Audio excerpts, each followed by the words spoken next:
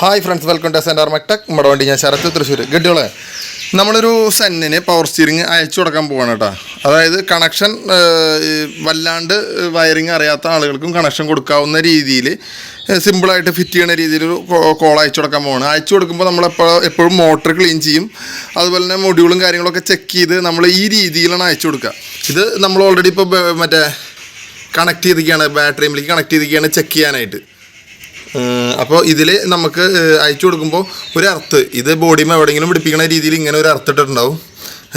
പിന്നെ ഒരു പ്ലസ്, അതായത് നമ്മുടെ ഒരു ഫ്യൂസ് കാരിയർ ഇട്ടിട്ടുണ്ട്. ഈ ഫ്യൂസ് കാരിയറിൻ്റെ ഇത് എന്ന് പറഞ്ഞ ഈ വയറാന്ന് പറയുന്നത് നേരെ ബാറ്ററി പ്ലസ്സിലേക്ക് കൊടുക്കാനുള്ളതാണ്. അതായത് ബാറ്ററിയിൽ നിന്ന് കീ സിലിണ്ടറിലേക്ക് മെയിനായിട്ട് വരുന്ന വയറിലേക്കും വേറൊരു റെഡ് വയർ ഉണ്ടാവും, അത് ഇഗ്നീഷൻ ലൈനിലേക്കും കൊടുത്തു കഴിഞ്ഞാൽ പിന്നെ ഈ സാധനം മെക്കാനിക്ക് ഫിറ്റ് ചെയ്ത് കഴിഞ്ഞെങ്കിൽ ഈ ലൈനും കൊടുത്തു കഴിഞ്ഞാൽ പവർ സ്റ്റിയറിംഗ് വർക്കാവും. നമ്മളിത് കോംപ്ലിക്കേഷൻ ഒഴിവാക്കാനായിട്ട് ഇതിൻ്റെ ഉള്ളിൽ വേറൊരു പൾസ് ജനറേറ്റർ സെറ്റ് ചെയ്തിട്ട് അയക്കുന്ന പ്രൊസീജിയറാണ് കേട്ടോ. എന്താ വെച്ചാൽ അല്ലെങ്കിൽ സെറ്റ് ചെയ്യണവർക്ക് കോംപ്ലിക്കേഷൻ ആവും.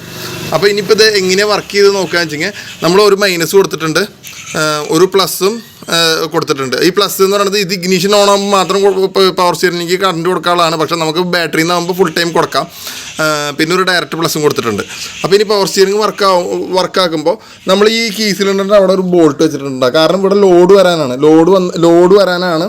കാരണം ഈ കോളം തിരിക്കുമ്പോൾ ഇവിടെ ലോഡ് വന്നാൽ മാത്രമാണ് പവർ സ്റ്റിയറിംഗ് വർക്കാവുക.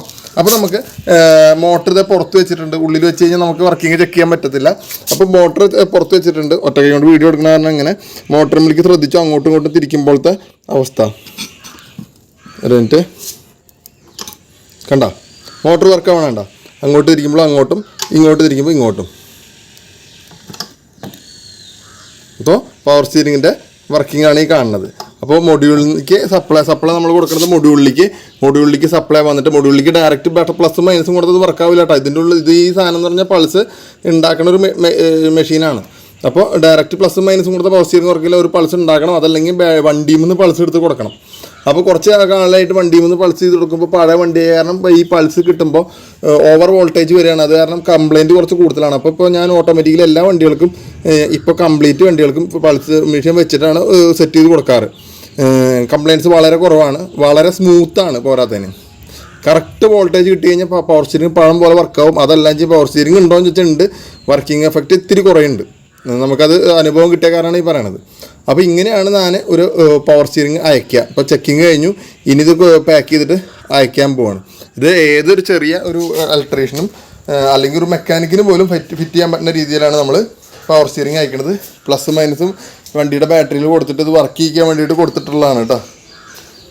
അപ്പോൾ ശരിയെന്ന് വെച്ചിങ്ങനെ കുറേ കാലമായി കണ്ടിട്ട്.